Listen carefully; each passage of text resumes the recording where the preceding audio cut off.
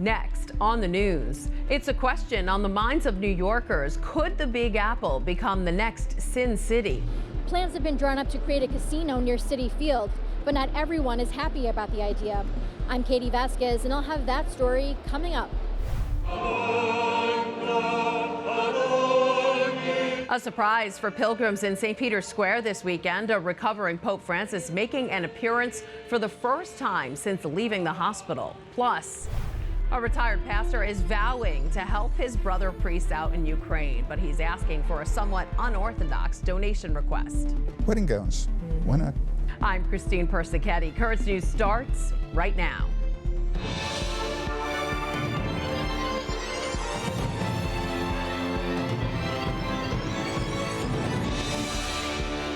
A casino is coming to Queens, and while some are rejoicing the new structure next to Citi Field, saying it could help the Flushing neighborhood, others worry it could turn the Big Apple into Sin City. Currents News' Katie Vasquez has that story. It's the home of the Mets, Citi Field. But there's a plan to replace 50 acres of parking lots with public park space, as well as a Hard Rock hotel, restaurants, bars, a food hall, and a casino. I like it. And while some local Catholics are supporting the idea, If you make here close from here, it's good for me because I can go to play. Sometimes I have nothing to do. Create a huge convention center, hotel. others, like Amy Rosado, a parishioner of Immaculate Conception Church in Astoria, can't back this bet. I think it is going to be terrible for our neighborhoods, and I think as a Catholic we have to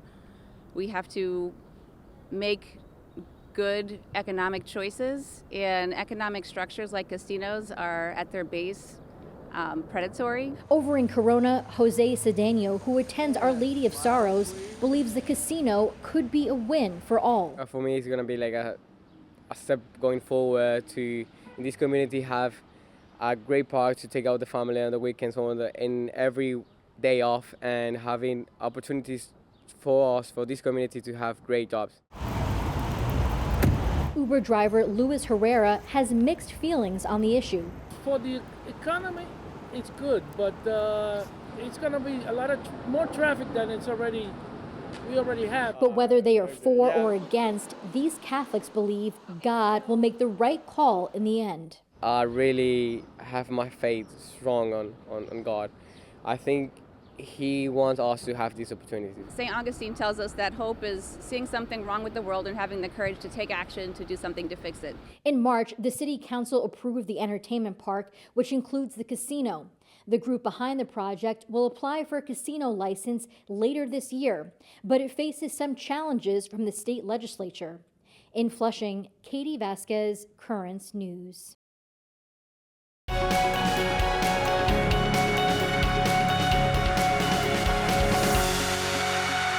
The Diocese of Brooklyn is continuing its Lenten pilgrimage, visiting close to 40 churches in the days leading up to the Easter Triduum.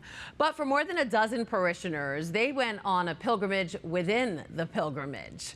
These 13 from St. Joan of Arc in Jackson Heights spent their Saturday visiting 6 special parishes on the route. They're the 6 Jubilee Station churches, which allow those in the Diocese of Brooklyn to celebrate the 2025 Holy Year. You too can visit those 6 churches, but you don't just have to do so during Lent. You have until the Feast of the Immaculate Conception on December 8th. If you do and want to receive a plenary indulgence and be free of the temporal punishment for your sins, you'll need to meet certain conditions, such as confessing your sins, receiving the Eucharist, and praying for the intentions of Pope Francis. As for the other Lenten pilgrims, they went into the weekend walking Christ's road to Calvary. Consider how your Jesus, after 3 hours of agony on the cross. Bishop Robert Brennan led his flock through the 14 stations of the cross on Friday at Our Lady of Hope Church in Middle Village. The Brooklyn Shepherd then took part in Eucharistic adoration with the pilgrims. It's not too late to join the Lenten pilgrimage. Just download the Lenten Pilgrimage app from the App Store or Google Play. You can also get more information by visiting lent.dioceseofbrooklyn.org. Almost 700 people are counting down the days until they join the Catholic faith at the Easter Vigil. And in the latest episode of his podcast, Big City Catholics, Bishop Brennan reflects on the catechumen's preparation for baptism and what all Catholics can take from their journey of faith. We're admiring them for taking this bold step, and we're asking God to help them in this endeavor as they make their way to a baptism. But it's also a reminder to us that this is a lifelong journey. We all need to renounce those attachments to sin. We all need to renounce those attachments because they just keep popping up again. You can listen to Bishop Brennan's full message on his podcast, Big City Catholics, at podcast.dioceseofbrooklyn.org or search for Big City Catholics on Spotify and Apple Podcasts. Over at the Vatican, Jubilee pilgrims got a surprise visitor in St. Peter's Square.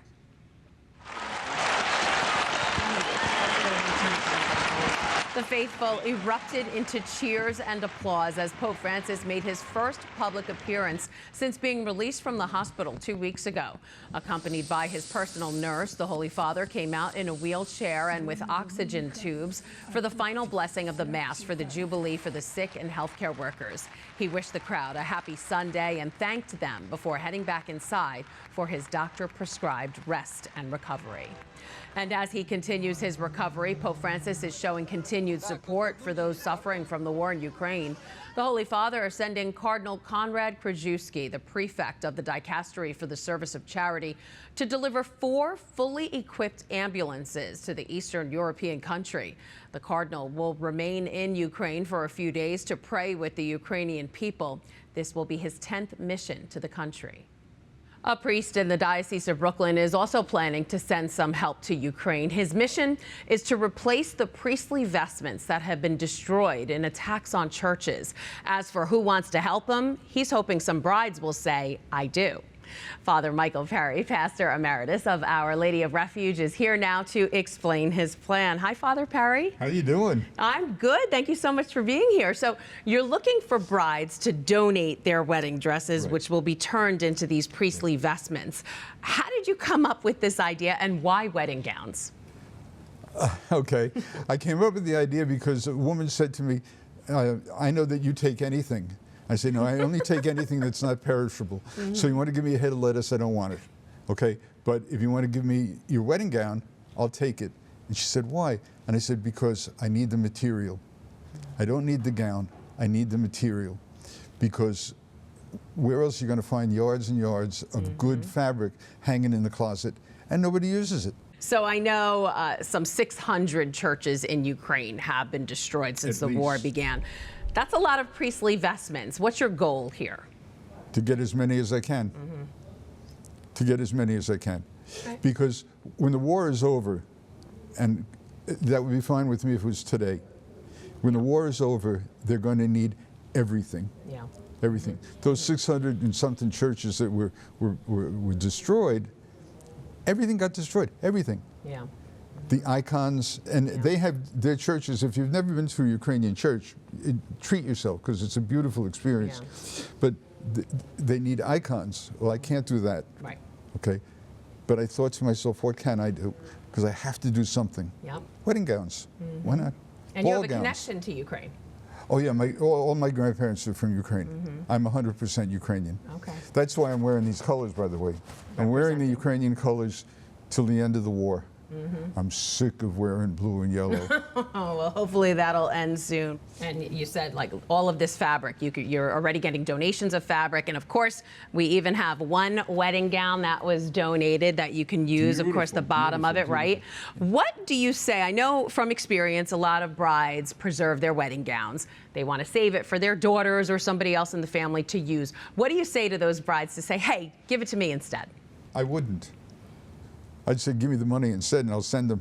Oh, okay, there you go. So if you don't want to give up your wedding gown, write a check. Do something to help the people in Ukraine. Okay. Father Michael Perry, Pastor Emeritus of Our Lady of Refuge. Thanks for being here. My pleasure. Thank you.